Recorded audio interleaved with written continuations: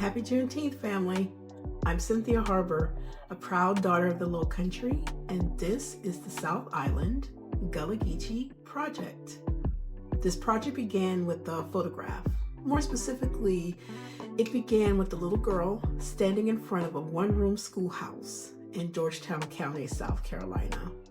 Her name was Rebecca Vanderhorst Williams, and she was my great-grandmother.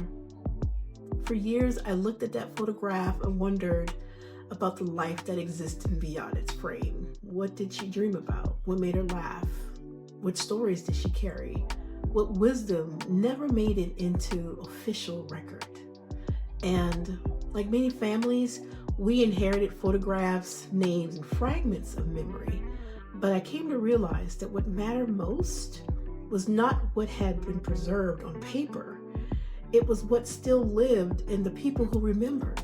And I remember her spending time in her home, having conversations, chasing chickens in her yard, drinking Kool-Aid, and eating good potato salad. So the older I get, the more I understand that history is not something that happens to other people. History is personal. It shows up at dinner tables, family sayings, recipes, church traditions. Stories get repeated so often, they become part of who we are.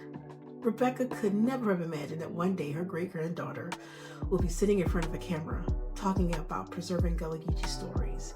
But in many ways, this work started with her. It started with the desire to know more, to listen more carefully, to ask better questions while there are still people here to answer them. And that is how South Island Gullah Geechee Project was born.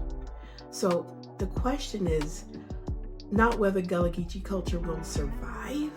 I mean, it already has. It survived enslavement.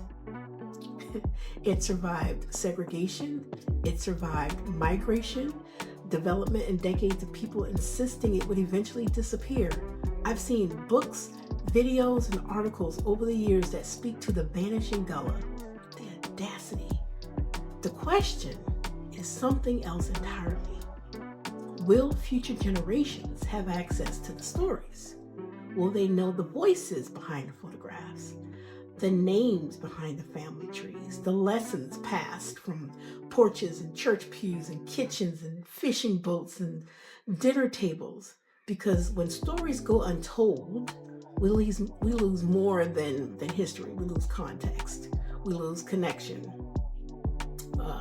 We lose the wisdom that helped people endure difficult times without losing themselves. And we lose evidence that ordinary people lived extraordinary lives. This is why I created the South Island Gullah Geechee Project. So this work is rooted in preservation, stewardship, and above all else, love. Not simply a love of history, but a love of people. A love for the elders who carry these stories. A love for generations coming behind us who deserve to know where they come from. So our mission is simple: create opportunities for elders to share their experiences while empowering younger generations to listen, document, and carry those stories forward.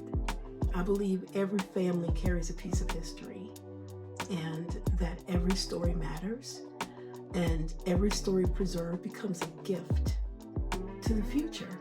So, on this Juneteenth, I am proud to launch the South Island Gullah Geechee Project and invite you to join us in this work, because the stories we inherit are important, but the stories we continue may matter even more.